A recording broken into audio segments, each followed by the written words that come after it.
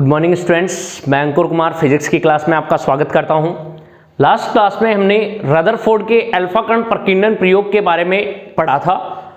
आज के इस लेक्चर में हम बात करेंगे कि रदरफोर्ड के अल्फा कण प्रकीर्णन प्रयोग से प्राप्त प्रेक्षणों के आधार पर कौन कौन से निष्कर्ष निकाले जाते हैं। लास्ट क्लास में हमने प्रेक्षणों के बारे में भी देखा था, तो आज हम बात करेंगे उन्हीं प्रेक्षणों से कौन कौन से निष्कर्ष निकाले जा सकते हैं और रदरफोर्ड का अल्फा कण प्रकीर्णन प्रयोग परमाणु से संबंधित कौन कौन सी जानकारी हमें देता है, तो इन सब के बारे में देखेंगे। तो सबसे पहले हम देखते हैं अल्फा कण प्रकीर्णन प्रयोग से प्राप्त प्रेक्षण। अल्फा कण प्रकीर्णन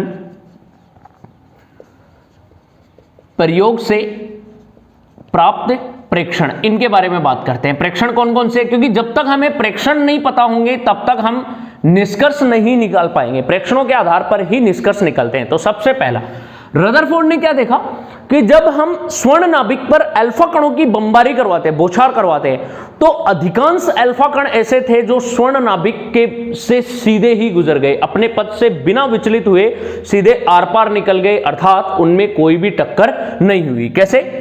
ये अल्फा कण था, ये अल्फा कण नाभिक था। इस अल्फा कण नाभिक पर जब स्वर्ण नाभिक पर अल्फा कणों की बौछार कराई तो अधिकांश अल्फा कण थे जो यहां से सीधे ही गुजर गए। इस तरह के अल्फा कण ये नाभिक से कोई भी टक्कर किए बिना किसी संघट या कोलिजन के सीधे ही गुजर गए अधिकांश अल्फा कण।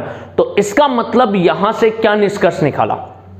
तो पहले पॉइंट से कि अधिकांश अल्फा कण सीधे ही गुजर गए, अधिकांश अल्फा कण बिना विचलित हुए सीधे गुजर गए। इसका मतलब यह निष्कर्ष निकाला कि जब अधिकांश अल्फा कण गुजर गए, इसका मतलब वहां पर कोई भी द्रव्यमान या कोई भी आवेश नहीं था, वो जगह खाली थी। अगर खाली जगह नहीं होती, कुछ होता वहां पे, तो वहां से अल्फा कणों का गुजरना संभव नहीं था। इसलिए यहां से यह निष्कर्ष निकाला कि जो नाभिक होते, कोई भी परमाणु होता है, वो परमाणु का समस्त धनावेश व कुछ भाग होता है वो खोखला होता है। इसी खोखले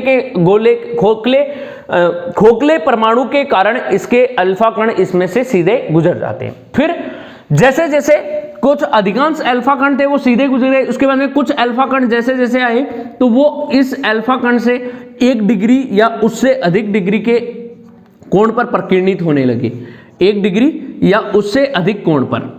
जबकि थॉमसन का परमाणु मॉडल क्या कहता है कि जब भी किसी परमाणु पर अल्फा कणों की बौछार कराई जाती है, किसी दूसरे कणों की, तो उन कणों में विचलन होता है वो 1 डिग्री तक ही हो सकता है, 1 डिग्री से ज्यादा नहीं होगा। 1 डिग्री लगभग नगण्य के बराबर माना गया।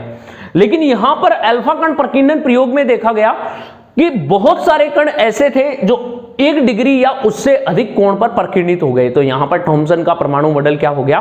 फेल हो गया, असफल हो गया इसकी व्याख्या करने में परमाणु की। अब दूसरा ये प्रेक्षण देखा गया कि अधिकांश अल्फा कण 1 डिग्री या 1 डिग्री से अधिक कोण पर प्रकीर्णित हुए, अधिक कोण पर। इसका मतलब हुआ कि जब ये अल्फा कण इस पे नाभिक पर आपतित होंगे परमाणु पर, तो परमाणु में कुछ न कुछ एक स्ट्रॉन्ग प्रतिकर्षण बल लगेगा जिसके कारण ये अपनी दिशा से क्या हो रहे हैं? विचलित हो रहे हैं। जैसे इसकी दिशा ये थी, यहां से ये थीटा कोण बनाते हुए विचलित हो गए, यहां से ये थीटा कोण बनाते हुए विचलित हो गए, यहां से ये थीटा कोण। ये प्रकीर्णन कोण अलग अलग होते हैं, अर्थात प्रतिकर्षण बल के कारण यहां पर क्या हुआ? इन अल्फा कणों का विचलन हुआ, ये अपने पथ से विचलित हुए। तो रदरफोर्ड ने निष्कर्ष निकाला कि जो परमाणु का समस्त द्रव्यमान व समस्त धनावेश है वो इसके संपूर्ण गोले में न रहकर एक सूक्ष्म भाग में केंद्रित रहता है, जो कि केंद्र में पाया जाता है। यहां पर इसका संपूर्ण द्रव्यमान और समस्त धनावेश केंद्रित होता है।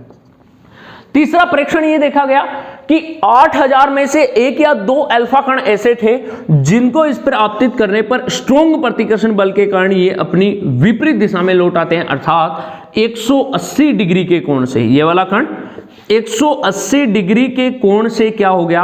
प्रकीर्णित हो गया, वापस से लौट गया। तो ऐसा 1 या 2 कण में होता है 8000 में से।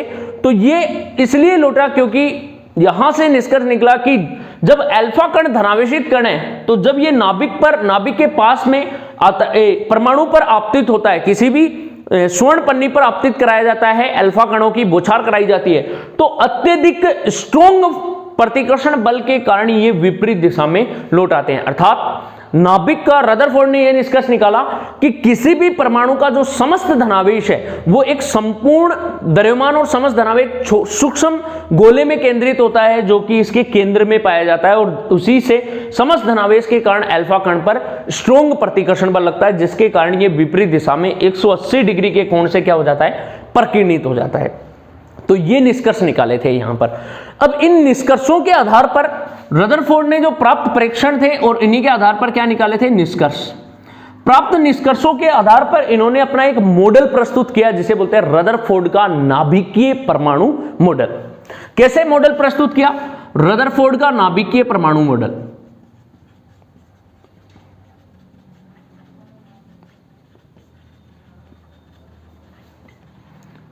रदरफोर्ड ने नाभिक की खोज कर दी। यहां पर कैसे बताया कि रदरफोर्ड ने अल्फा कण प्रकीर्णन प्रयोग के प्रेक्षणों से प्राप्त निष्कर्षों के आधार पर बताया कि परमाणु का जो समस्त धनावेश और समस्त द्रव्यमान है वो एक सूक्ष्म गोले में केंद्रित होता है, जो कि इसके केंद्र में पाया जाता है, और उस सूक्ष्म गोले को बाद में क्या नाम दिया, रदरफोर्ड ने नाभिक नाम दिया।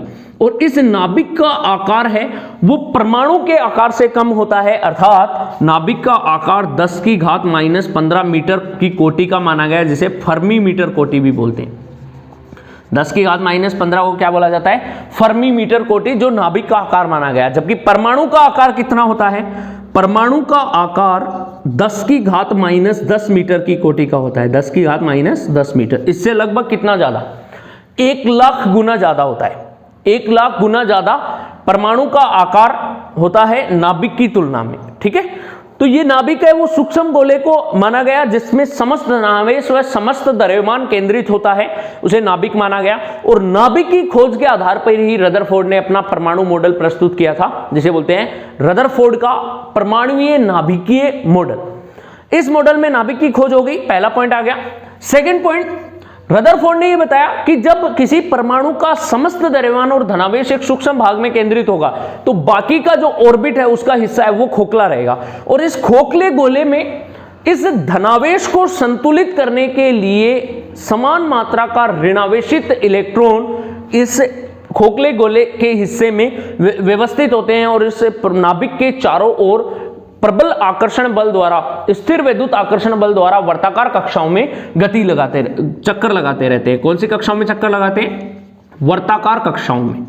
किसके चारों ओर, नाभिक के चारों ओर इलेक्ट्रॉन चक्कर लगाते हैं, चारों ओर इलेक्ट्रॉन चक्कर लगाते हैं। तो ये बताया था किसने, रदरफोर्ड ने अपने नाभिकीय मॉडल में ये बात बताई थी। ये जो इलेक्ट्रॉन्स हैं ये इस खोखले हिस्से में नाभिक के चारों ओर वर्ताकार कक्षाओं में चक्कर लगाते हैं। ये किसी सूर्य के चारों ओर ग्रहों की गति के समान होता है, इसलिए इस मॉडल को ग्रही मॉडल भी नाम दिया गया। ग्रहीय मॉडल, सूर्य के चारों ओर ग्रहों की गति का जो मॉडल होता है वो ग्रहीय मॉडल होता है, और नाभिक के चारों ओर इलेक्ट्रॉनों की वर्ताकार कक्षाओं में जो गति होती है उसके मॉडल को ग्रही मॉडल नाम दिया गया। अब यहां पर यह बताया गया कि जो ये परमाणु है, परमाणु में नाभिक है, नाभिक के चारों ओर इलेक्ट्रॉन गति करते रहते हैं। तो रदरफोर्ड ने सोचा कि जब ये इलेक्ट्रॉन निरंतर गति करते रहेंगे वर्ताकार कक्षाओं में तो इनमें स्थिर वैद्युत आकर्षण बल लगेगा। आकर्षण बल किसके मध्य, क्योंकि ये परमाणु है, परमाणु का नाभिक है, नाभिक में धनावेश होगा और इसके चारों तरफ इलेक्ट्रॉन जब गति करेंगे तो धनावेश और ऋणावेश इन दोनों में स्थिर वैद्युत आकर्षण बल लगेगा, और आकर्षण बल के कारण ये इलेक्ट्रॉन अंततः गति करते हुए इस नाभिक के अंदर आकर गिर जाना चाहिए, परंतु वास्तव में ऐसा होता नहीं है। तो इस बात को समझाने में रदरफोर्ड क्या रहा था, असफल रहा था, और ये थी रदरफोर्ड मॉडल की कमियां।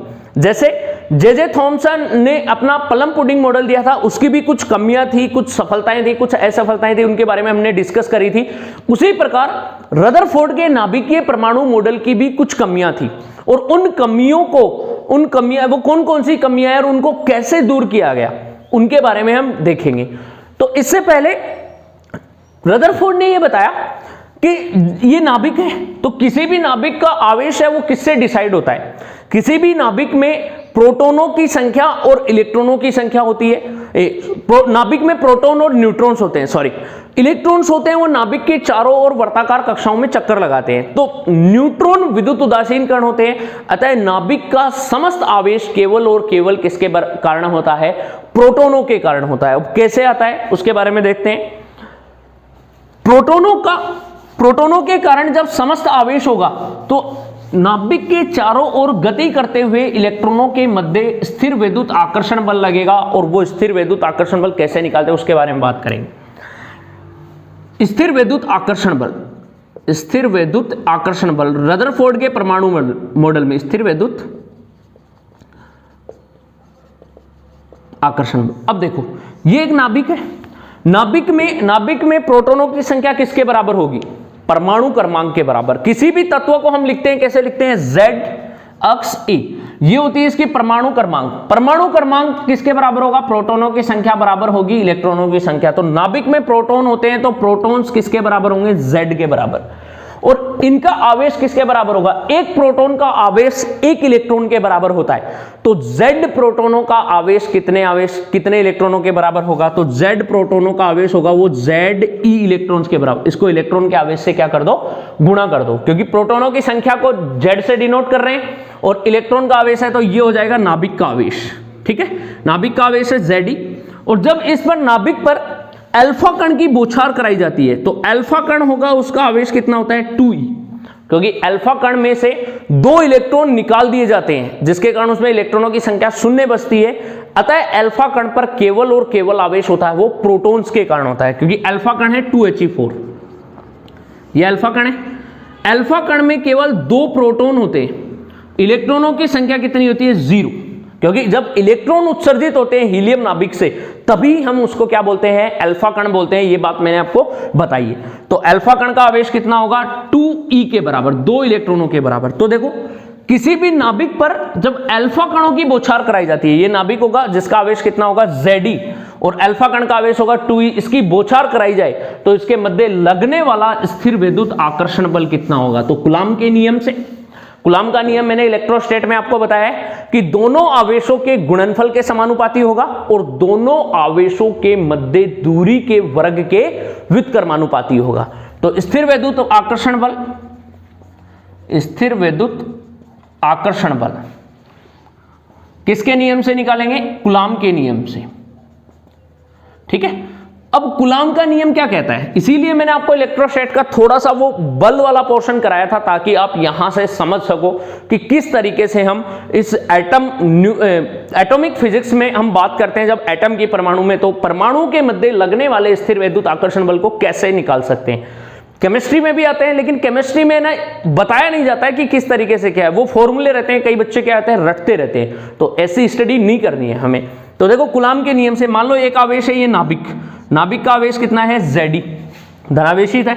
फिर इससे कुछ r दूरी पर मान लेते हैं अल्फा कण की बौछार करा रहे हैं और अल्फा कण कितना है? इसका आवेश है 2e, ये तो है नाभिक और ये क्या है? अल्फा कण। तो इन दोनों का आवेश है Ze और 2e, दोनों के मध्य दूरी है r, तो दोनों के मध्य लगने वाला स्थिर विद्युत आकर्षण बल कूलॉम के नियम से F समानुपाती होगा दोनों आवेशों के गुणनफल Ze इंटू में 2e, दोनों के गुणनफल के समानुपाती और दोनों के मध्य दूरी के वर्ग के व्युत्क्रमानुपाती। ये हो गई दूरी के वर्ग का व्युत्क्रमानुपाती। समानुपाती को हटाएंगे तो यहां से कांस्टेंट आता है k आएगा, तो F बराबर होगा k Ze इंटू में 2e बटे में r²। और k को क्या लिख सकते हैं हम? निर्वात की विद्युतशीलता अगर हमें एप्सिलॉन नॉट दे रखी है तो k लिखा जाएगा 1/4 पाई एप्सिलॉन नॉट। तो इस बल को हम क्या लिख सकते हैं? F बराबर होगा 1/4 पाई एप्सिलॉन नॉट इंटू में उसको लिख सकते हैं 2Ze² बटे में r²। ये आ गया नाभिक व अल्फा कण के मध्य कूलॉम बल। किसी भी नाभिक के मध्य अगर स्वर्ण नाभिक लोगे तो स्वर्ण नाभिक के लिए Z की वैल्यू कितनी होती है? परमाणु क्रमांक स्वर्ण नाभिक के लिए Z होता है। अब हम बात करते हैं यहां पे, देखो इस बल के बारे में बताता हूं। स्वर्ण नाभिक के लिए Z होता है परमाणु क्रमांक, वो 79 होता है। ठीक है, 79 परमाणु क्रमांक है। और जब हम बात करते हैं मास ऑफ अल्फा कण की, तो अल्फा कण का मास है 2He4। ये देखो कितने गुना ज्यादा है प्रोटॉन के द्रव्यमान से? 4 गुना ज्यादा है। 1H1 होता है प्रोटॉन और प्रोटॉन के द्रव्यमान से कितना गुना ज्यादा है, ये है अल्फा कण। तो देखो प्रोटॉन के द्रव्यमान से 4 गुना ज्यादा है, तो मास ऑफ अल्फा कण into is equals to 4 into में मास ऑफ प्रोटॉन, ये होता है। अगर हम बात करें स्वर्ण नाभिक के लिए, तो स्वर्ण नाभिक का जो द्रव्यमान है वो अल्फा कण के द्रव्यमान से लगभग 50 गुना ज्यादा होता है।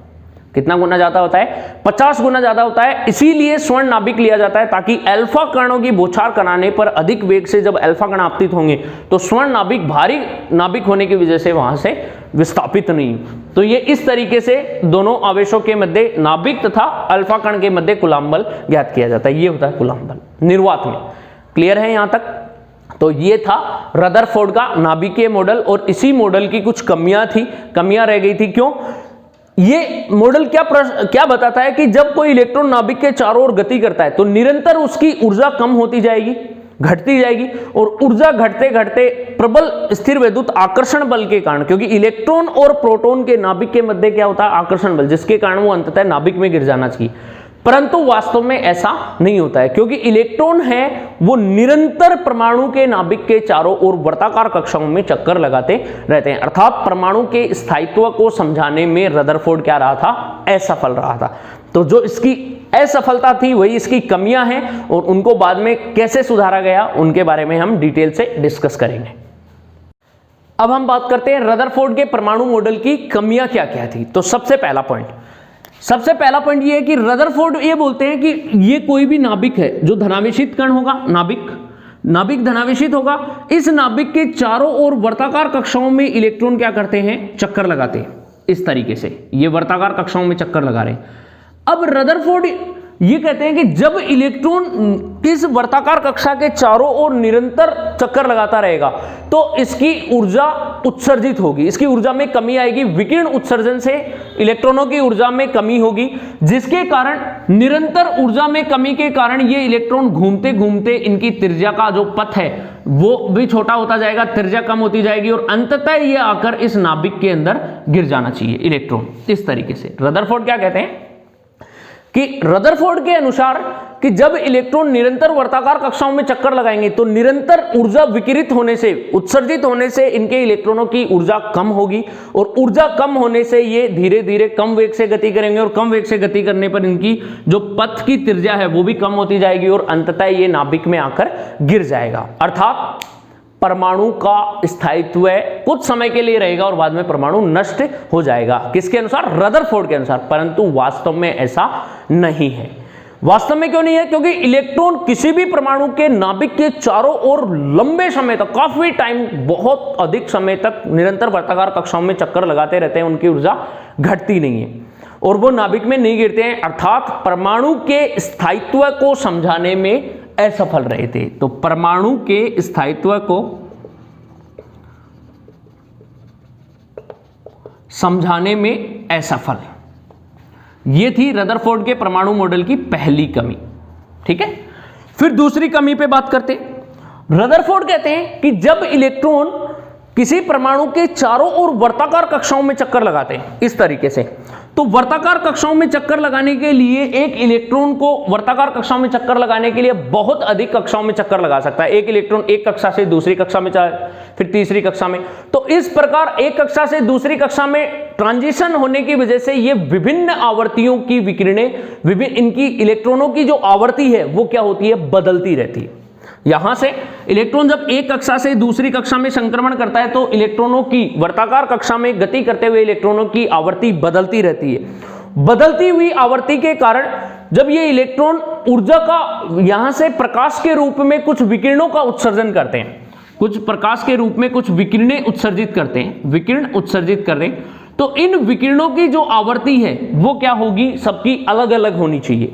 परंतु वास्तव में जब देखा गया कि ये जब इलेक्ट्रॉन प्रकाश के रूप में विकिरणों का उत्सर्जन करते हैं तो उन सभी विकिरणों की आवर्तियां अलग अलग न होकर एक ही आवर्ती प्राप्त होती है। अर्थात हम ये कह सकते हैं कि जब इलेक्ट्रॉन चारों तरफ वर्ताकार कक्षाओं में गति करते हैं तो इलेक्ट्रॉनों के संक्रमण के कारण या इलेक्ट्रॉनों के घूर्णन के कारण यहां से कुछ विशेष, कुछ अल्प आवर्तियों की तरंगे ही प्रकाश के रूप में, विकिरणों के रूप में उत्सर्जित होती है। अर्थात रदरफोर्ड के अनुसार तो प्राप्त स्पेक्ट्रम सतत प्राप्त होना चाहिए था, क्योंकि विभिन्न प्रकार की आवृत्तियां होंगी और विभिन्न आवृत्तियों के कारण जो उत्सर्जित विकिरणें होंगी उनकी अलग अलग आवृत्तियां प्राप्त होंगी, और अलग अलग आवृत्तियां मतलब बढ़ते हुए क्रम में या घटते हुए क्रम में। तो इससे जो प्राप्त स्पेक्ट्रम होगा वो कैसा होना चाहिए, सतत स्पेक्ट्रम प्राप्त होना चाहिए। स्पेक्ट्रम सतत प्राप्त होना चाहिए या संतत प्राप्त होना चाहिए रदरफोर्ड के अनुसार। परंतु जब वास्तव में देखा गया तो यहां से इलेक्ट्रॉन से कुछ विशेष आवर्ती की विकिरणें ही प्रकाश के रूप में उत्सर्जित होती है, अर्थात इनसे प्राप्त होने वाला स्पेक्ट्रम संतत न होकर रेखीय स्पेक्ट्रम प्राप्त होता है। कुछ बारीक बारीक पतली पतली अलग अलग आवर्तियों की रेखाओं के रूप में प्राप्त होगा रेखीय स्पेक्ट्रम। तो इस प्रकार रदरफोर्ड भी परमाणु से उत्सर्जित विकिरणों के रेखीय स्पेक्ट्रम को समझाने में असफल रहे थे। तो दूसरी असफलता ये थी।